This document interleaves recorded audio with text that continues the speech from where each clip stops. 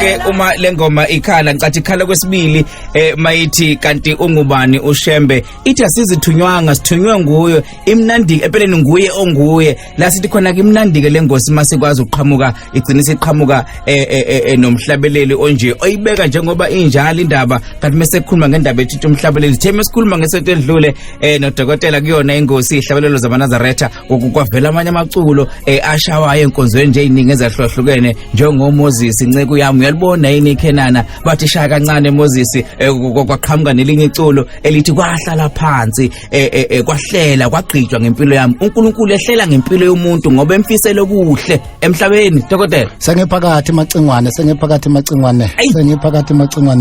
ubuthonga ngibazi macingwane kodwa ke sengiphakathi uyasetshenzwa iboshelwe izacela nawe ubuhleli ugqiba uhlela ukuthi uzophakana namhlanje ni baba lo mhlaba lesingena ngayo nami ngiyawuthanda uthi kanti ungubani uShembe ucula ududu awu madoda hayi manje ke kwesibuyele ke macingwane ngoba basihluphile ngevikele edlula abantu bejabulela sebebuzwa kuningi yebo ngizoxolisa ukuthi ke ngizokhotha ngizoke abantu ngibahambise ngibase laphana uLord Makhuley iaddress yakhe ingxenye yenkulumo ayethulela iParliamente laseBritain ngomhla ka2 February 1835 2 February 1835 kunengxenye ke lapho esho khona ngizocela ukuthi ke macingwane ungivumele ngifunde ngolika George ebese uyigoqa wena ngalolo kaphunga noMageba uthi ke open quote I have traveled across the length and breadth of Africa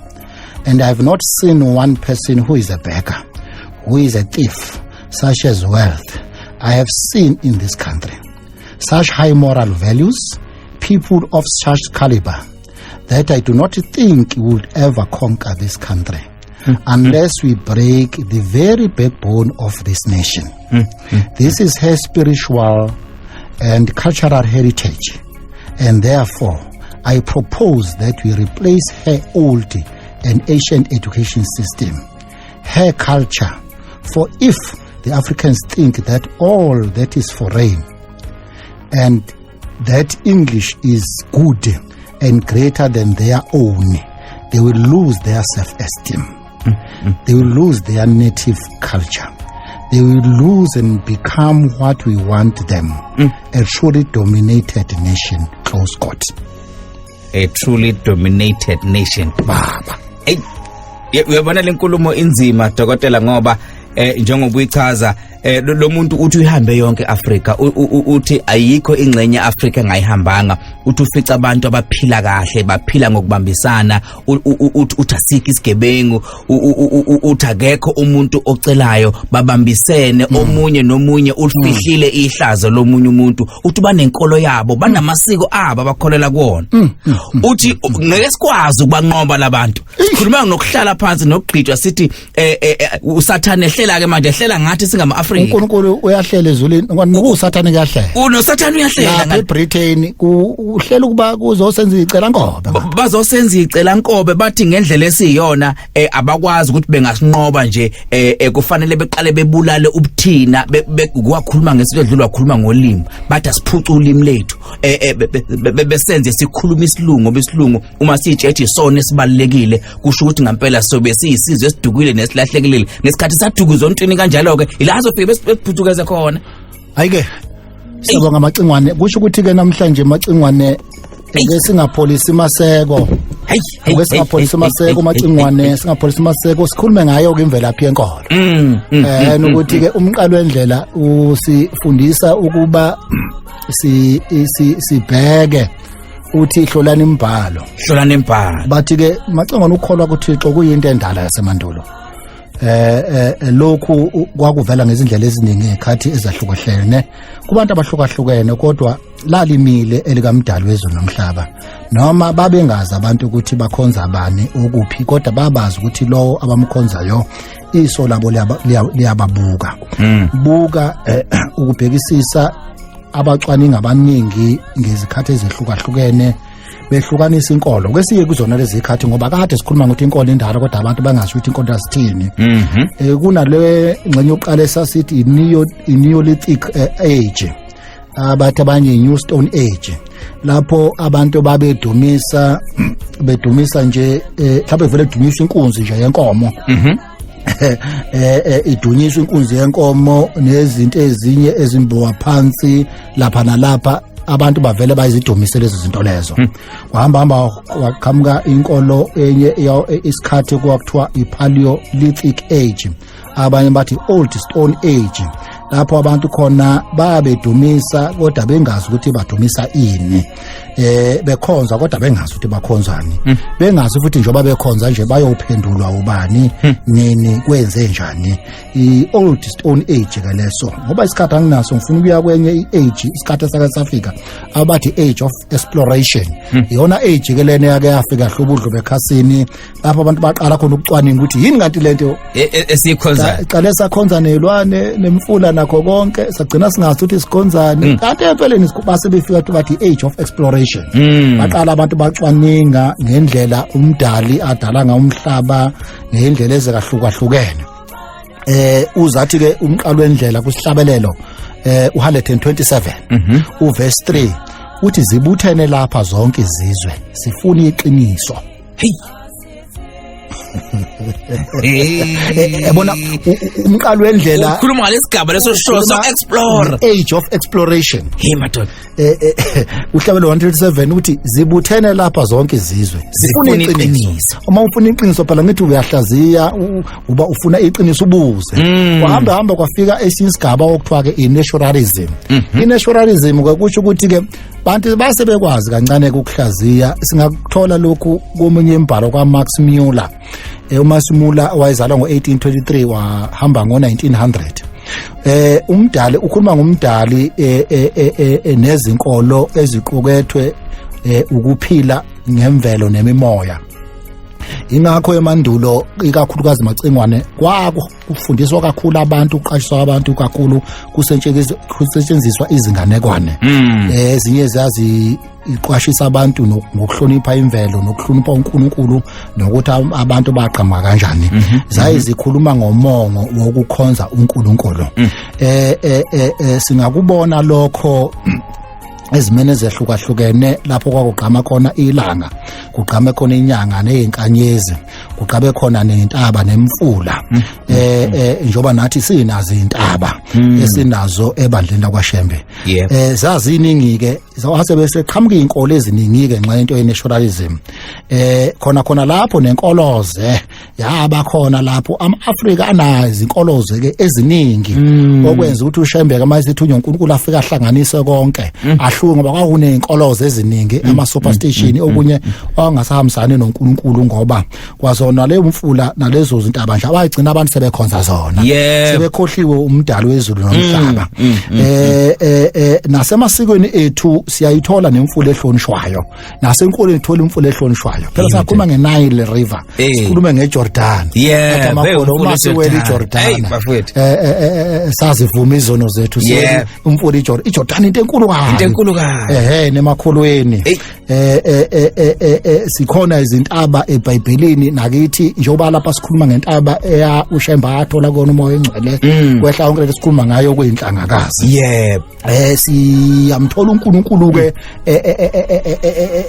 enzi efika kulezi into zemvelo ngokwehlukahlukana kwazo. NeNkulunkulu ebaseKhenana lisekhona iKhenana namhlanje. Izitshalo zemvelo nazo zaqhamuka kakhulu namhlanje. Isitshalo esiphambili kakhulu umhlonyane. Umhlonyane lo okulashwa ngawo nomhlonyane lona owenzelwa ingane uma ithombile. Sina namhlanje iseyigugu impepho, usenilwane ngokwezizwe ngezizwe eziyigugu. Thina lapha kodwa kithi nje iligugu kabi imbuzi, ngoba imbuzi yenza izinto eziningi. noNkulunkulu uJesu Kristu uthi uJesu Kristu uthi amakholo mayimbuka uJesu athi nangu uKristu yoshona emafini. Yep.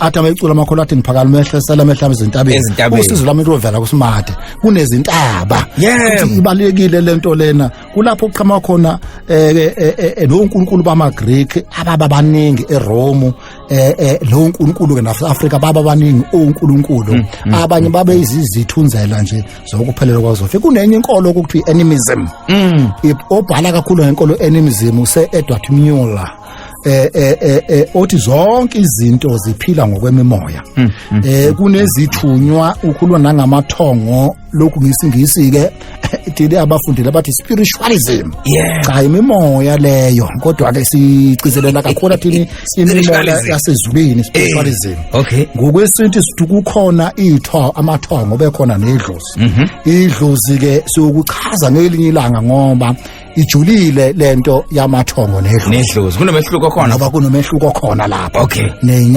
nenyandezulu njalo amaKristu nje wona abheka phezulu athabona uNkulunkulu eyosithela ayawuzwa umoya wakhe ngoba wakwehla nangesikhathi sePentecost akhona futhi namabandla driver kakhulu imimoya ofaka kakhulu amagospel namazayoni namabandla layo kakhulukazi amabandla kamoya but uHerbert Spencer uhamba xwayiseke uHerbert Spencer wayezalwe ngo1820 washona ngo1903 ugcwayisa kakhulu ukhuluma ucrafta into ye-theory of a ghost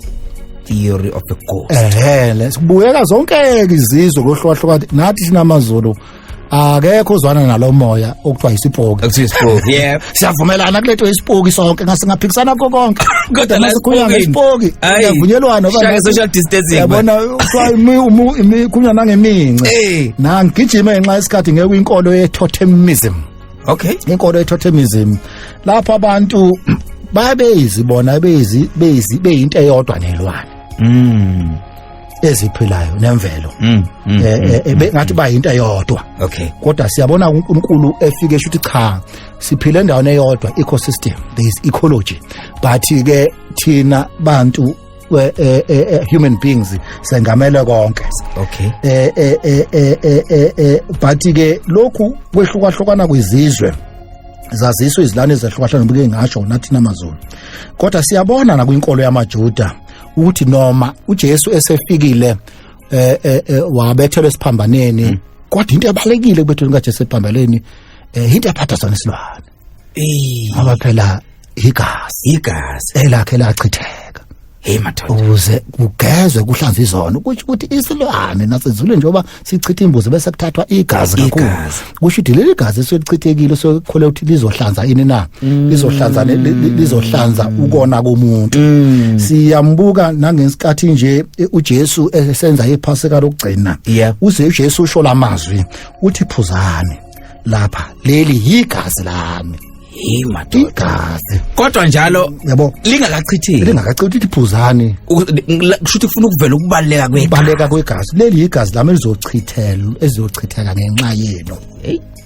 lapho wayeqhuba isiko le-totemism elichaza ukuthi igazi ilona elihlambulula konke angithi ke singagijima ke siyobheka amathongo asemandulo kudala kwakukhona amathonga siyathi amathongo sicabanga ukuthi amathongo into yabantu abamaZulu nabangoni namhlanje zodlobelo egazini ngisho ukuthi ayikhona amathongo naseGibhithe le ithongo elikhulu uHorus oyithongo lelanga uIsis ithongo lasemfuleni Nile uHonsu ithongo ekuyilona thongo elalibaleke kakhulu laphana eGibhithe bese uba umuntu okuyithongo lempi bathi bona bahlanza sonke lamathongo bese bethi uNkulunkulu wakho konke Kerekide God bambiza ngo Kerekide amaGreek nawo ayenawo amathongo ingelosi zawo kubiza ngeingelosi kodwa bona khona ingelosi otho Aphrodite okuyithongo noma ingelosi yezothando bekhona uApollo ingelosi yelanga nokufunda ingakho amaGreek efunde kangaka engamafilosofa bagijima ngoshunga Apollo ebese kuba ithongo Ares ithongo lempi kube ithongo Poseidon okuyithongo lolwandle ebese kuthongo Zeus okuyinkosi yamakhosi abantu amabeyolwandle beyohlanza yonke into beyobhabhadisa olwandle noma beyosusa izinto olwandle amabhadi sebeyofica ithongo uPoseidon naseRome akhona amathongo akhona eBK yawazi lokho iRome nawo kanti ayesikhula Pius ithongo lokwelapha ngakho amalome ayihamba phambili kwezokwelapha no-Apollo ukhona lapha kodwa Apollo waseRome yena ugxile kakhulu kwi-prophecy ekutheni kuzokwenzakalani nemithi yokwelapha yena obatshelayo nemithi yokwelapha ebese kuba yithongo uFortuna okuyithongo lenhlanhla lapha eRome kube yithongo uLiba okuyithongo lemvundo thina lapha esithi unomhoyi nethongo uNeptune okuyithongo lolwandle nakhona lapha mawuqhubeka lapha nenkolweni yamaJudaism ukhona nabo usathana wabo ukhona usathane wabo lapha nje usathane wabo nabo thina sithi usifa lapha ngokwamaJuda nokwethu thina ke ema-Afrika nakuma-Islam uNkulunkulu bathi bona uAllah ehene ungathola futhi ukuthi usathaneke lapha ama-Islam ambiza ngoshayitani abathu usathane wabo laba ofana noSifa ngapha ngakithi macingwane ngenxa yokuthi ke lesi sihloko lesi ngibona ukuthi ngoba isihloko esijulile ngisafuna ukugxila kulento yeNgelosi esithi amathongo ngihambe nayo impela ngize ngiyichithe ngoba isingidalele imibuzo eminingi namazinyo abushelelezi ukuthi mangayichaza lento ngokujula khona abantu abazolemala emphefumulweni abangifomenela bonke abantu impela ngogobela babuza ukuthi awukodwa mahaya wawuthinte oma nomhoyi ngiyabuya ngeviki elizayo sifuna ukuhlala sigxile kulento ngiyabonga baba Ay yabona ke dokotela dange labantu madoda bathi umfoka amahaye inhlobashana ethela ubusika nehlobo usukhulumile sizwile noma kanjani isiyo sikaphunga nomageba siyayigoqa ke manje noma kanjani ngesonto elizayo sihlala kuzo ke madoda mesikhuluma ke ngamathonga siwabheka ke la eAfrika siyesifike naphesha ke landle ukuthi bawabiza kanjani amathonga kodwa ke mesigoqa namhlanje sikhipha ngokuphola kwabantu ngoba lengosi ngeyabantu kumnandi ukuzwa abantu beyiphawulela bona kubantu abazophawula khona nokhulumayo la ukhuluma isuthu ngiyamthanda uthi igama lakho uLebogang usuka lapha ke eFree State uthi indaba kaShembe uyithanda kakhulu selokho haba iNazareth akusula ngo2007 uthi impela sengathi uShembe indaba yakhe ngakhula isabalala igcwala umhlaba wonke uthi ukhozi FM uyalibonga uze uthi luhamba phambili baningi nje bayakhuluma ke sibezwe dumela ma-Afrika amatle nna ka lebitso ke Lebogang Mmuso ke ntla Lesotho ke dula Free State Petsana Ritz ke rata taba ya Shembe haholo jwalo ka ha ebile ke le Nazareth ho tloha ka selemo sa 2007 ise ka taba ena ya Shembe e ka hola e atele lefatshe modimo moholo wa maNazareth Shembe ya halelang atle a retsetse tsohle tse ntle ukhozi FM luhamba phambili amen. Njani baBK ngiyabingelela ekseni ukhuluma noThembeni wakwambatha endaweni yaseFriday elokishini laseLakeside ngibingelela nodokotela hayi ngithi asibonge bakithi kuningi umuntu akufundile mina nje ngakhulela eZayoni ikakhulu indaba eyangithintayo ile yokudliwa kwenyama yengulube ngangizwe nje kuthiwa eZayoni inyama yengulube isayona sihle kodwa ngingachazelekile ukuthi why singayidli ukhuluma nje udokotela yayikhona la ekhaya ikhona efrijini kodwa wanele wakhuluma ngayo lapha kuDeuteronomy ukuthi inyama yengulube ingcolile ngithi angiphindanga ngayidla futhi ngiyafunga ngeke iphinde ibe khona phakathi kwalamaceke ngoba inyama emnandi kodwa ngangingazi ukuthi ingcolile bawuchazelwa ngabantu bekuchazela nje beyikha phezulu siyabonga kakhulu kuningi sikufundile nokwamasiko siyabonga kuningi nje siyabonga amen. Sanibona nokhosini igama lami ngozanele ngiyabonga kakhulu siyabonga ngengosi esitholayo bhuti umchuno uyasibusisa Shem sengathi ngahlala nje iqhubeka njalo nino Dr Mahaye siyabonga kakhulu ihlabelelo hey sajabula siyamaNazareth kakhulu ngithabathe ekhweze Alexandra siyabonga siswele imlomo ezinkulungwane ngisele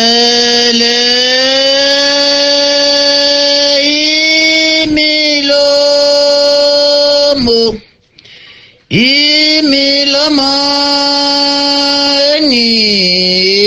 ngingani bonganga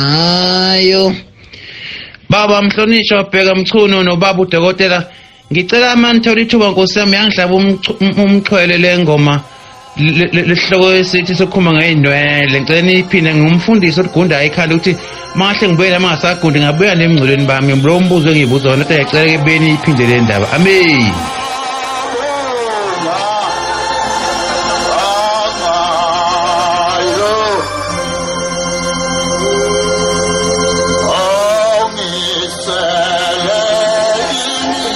Sawubona BK okhulumayo noma Themba Mkhwanazi edume mangusuthu. Ngajabula BK kulohlelo lakho. Kuke kudlale nje ingoma zamaNazaretha nje sijabule. Sijabule singamaNazaretha. Khona le ngoma le engasoze ngayikhohlwa le kaMbuso Khoza lethi ngamaNazaretha ke magabe munye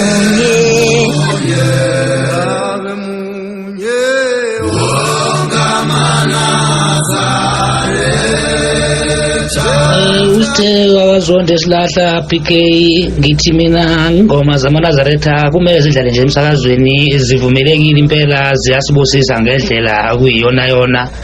Ngiyacela nje nihambe nasekhulwini nisitholele zona ingoma zamaNazaretha abasakazi bami ziyadingeka impela kusithiwa sesilahla kaDolo emabuvini ngiyabonga. Jerusalema Betilema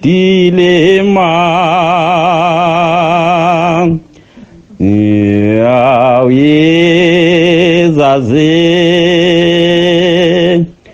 Ezazizisitshele Ela umsindise umsindisi uselizelwe zalweke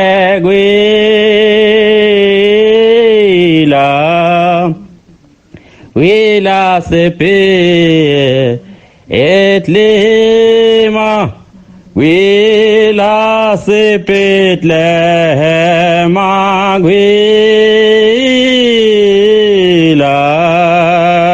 wila sepetle.